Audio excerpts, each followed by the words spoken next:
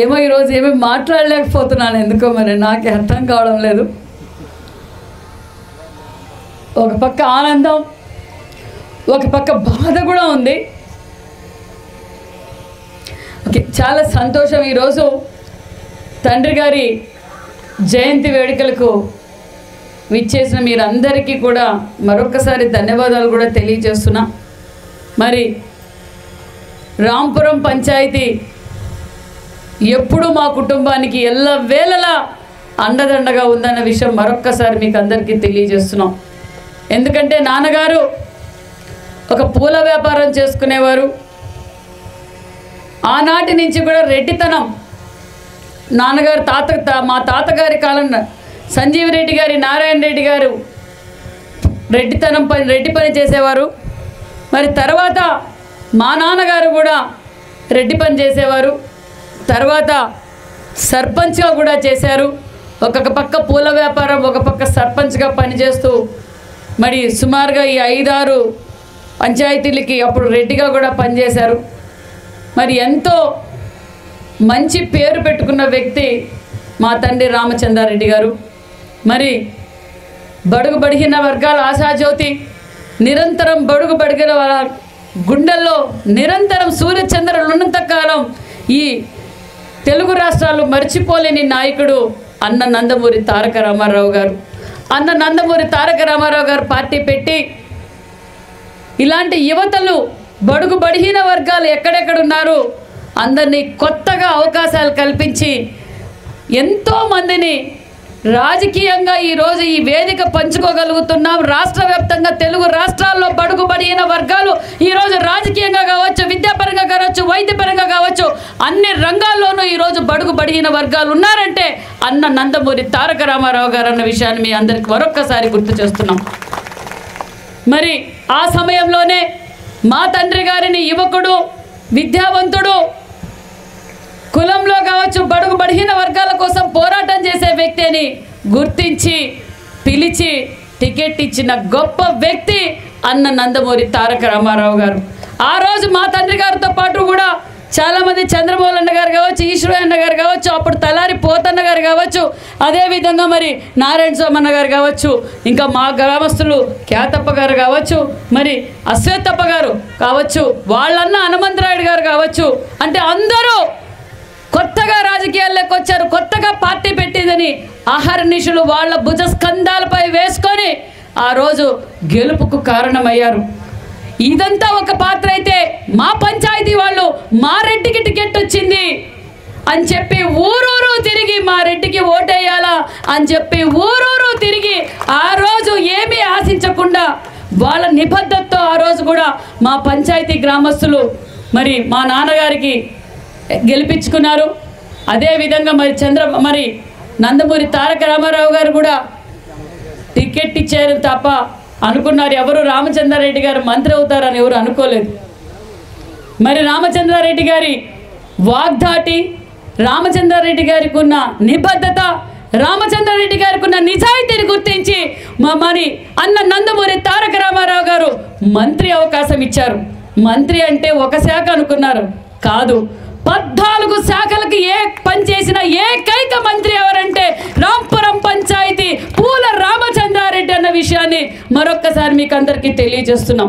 14 శాఖలకు ఆనాటి నుంచి ఈనాటి వరకు కూడా ఎవరు 14 శాఖలకు మంత్రిగా పనిచేసిన వారే లేరు. మరి ఎప్పటికీ రామారావు గారి తర్వాత ఎవరైతే మైకు తీసుకుంటే ఇతర పార్టీ వాళ్ళు కూడా ఆ స్పీచ్ వినాలి అని ఆకాంక్షతో కూర్చొని వినేవారంట. అప్పుడప్పుడు నేను ఈశ్వరాలతో మాట్లాడుతూ ఉంటాను ఫోన్లో, అమ్మ ఇలా మాట్లాడాలి, అలా మాట్లాడాలి, నాన్న ఇలా మాట్లాడేవారు, నాన్న ఇలా కష్టాలు పడేవారు అని. మరి నిజంగానే ఆయన కష్టజీవని చెప్పాలి. చిన్నతనంలోనే తల్లిదండ్రులను పోగొట్టుకోవడం, మరి చిన్నప్పటి నుంచి కూడా ఆయన కష్టాలతోనే పోరాటం చేశారు.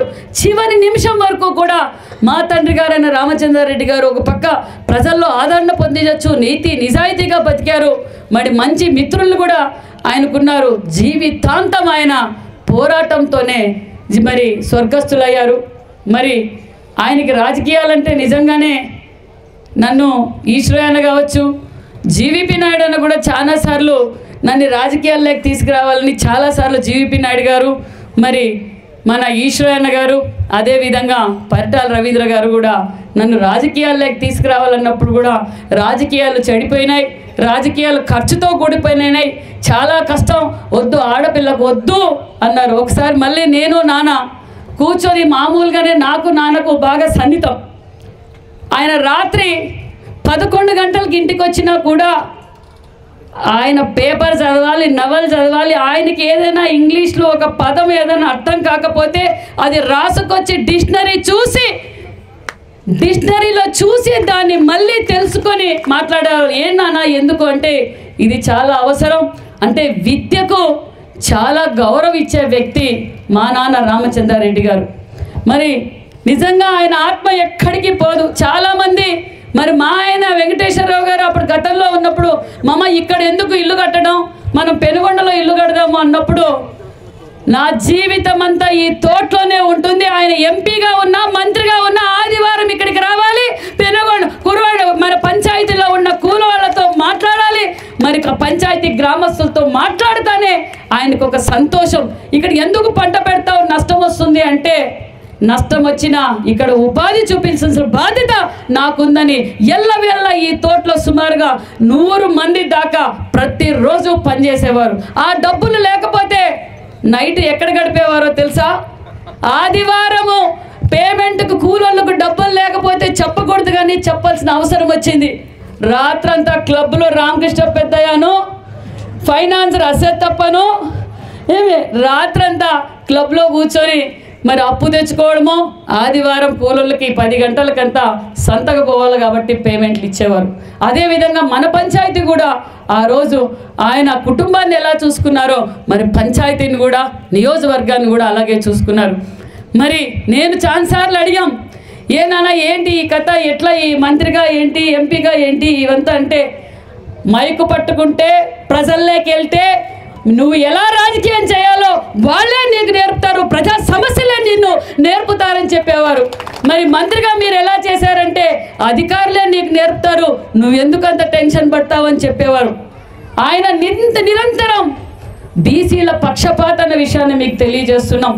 మరి అసెంబ్లీలో కావచ్చు, ఢిల్లీలో కావచ్చు, ఆయన పెట్టిన మీటింగులు నేను ఇప్పుడు కూడా ఆయన రాసిన ఆయన పేపర్ కటింగ్స్ నా దగ్గర ఉన్నాయి, అప్పుడప్పుడు చదువుతూ ఉండేదాన్ని గతంలో.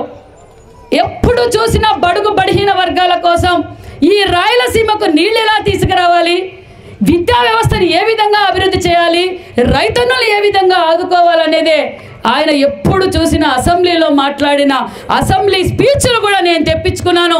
ఎప్పుడు చూసినా బడుగు బలహీన వర్గాల కోసం ఈ రాయలసీమ కోసమే ఆయన నిరంతరం పోరాటం చేసిన వ్యక్తి మాన్యశ్రీ రామచంద్రారెడ్డి గారు అన్న విషయాన్ని కూడా మీకు తెలియజేస్తున్నాం.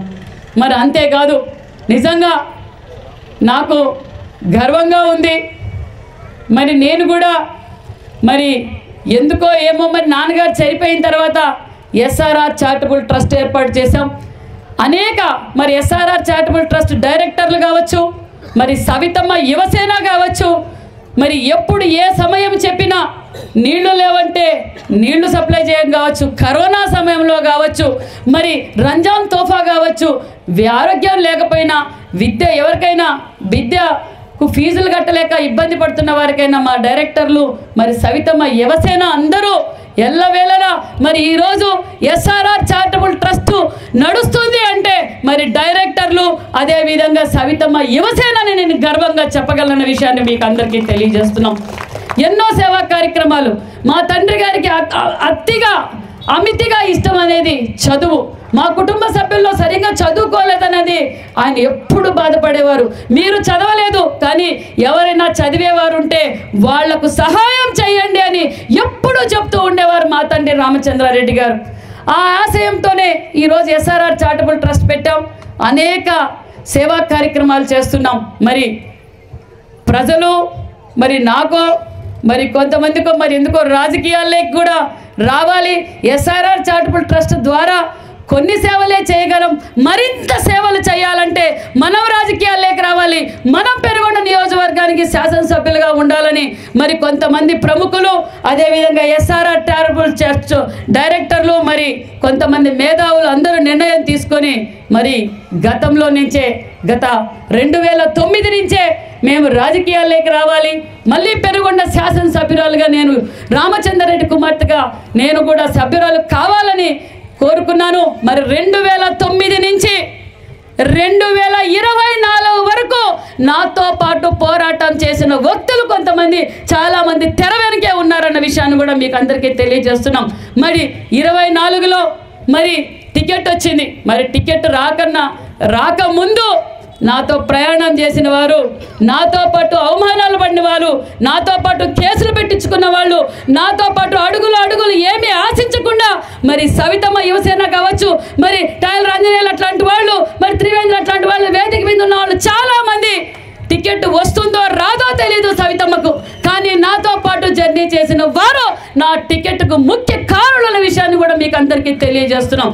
ఎందుకంటే ఇందాకే చెప్పారు స్వపక్షము ప్రతిపక్షము ఒక పక్క శంకరనారాయణ గారు నా మీద కేసులు పెట్టి నా వ్యాపారాలు దెబ్బతీసి మమ్మల్ని మానసికంగా ఎంతో ఇబ్బంది పెట్టి, ఫైనాన్షియల్గా ఇబ్బంది పెట్టి, మా కుటుంబ సభ్యుల్ని నాకు దూరం పెడితే నేను కంట్రోల్ అవుతానని చెప్పి ఒకరిని కడపకి, ఒకరిని ఇంకో చోటికి ట్రాన్స్ఫర్లు చేసినా ఎవరు మా బంధువులు కావచ్చు, మా కుటుంబ సభ్యులు కావచ్చు, తెర వెనక ఎవరంతకు వాళ్ళు పనిచేస్తూ, అదేవిధంగా సవితమ్మ యువసేన నిజంగా వారికి ఈ వేదిక ద్వారా ప్రత్యేకమైన ధన్యవాదాలు కూడా తెలియజేస్తున్నాను. ఎందుకంటే మరి నాకు టికెట్ రాకముందు మనం ఈ కార్యక్రమం చేయాలా అన్నప్పుడు అదే విధంగా ముందడుగులో ఉంది నా పంచాయతీ, అదే విధంగా సవితమ్మ యువసేన మరి కొంతమంది మీరు కోరుకున్నారు. అదే విధంగా మరి రాంపురం పంచాయతీ ప్రతి ఒక్కరూ వాళ్ళు బాధ్యతగా వ్యవహరించి వారంతకు వారు ఇతర గ్రామాలకు, ఇతర మండలాలకు వెళ్ళి కూడా మా సవితమ్మకు, మా రెడ్డి బిడ్డకు ఓటేయాలని అడిగి ఓటేయించి అఖండ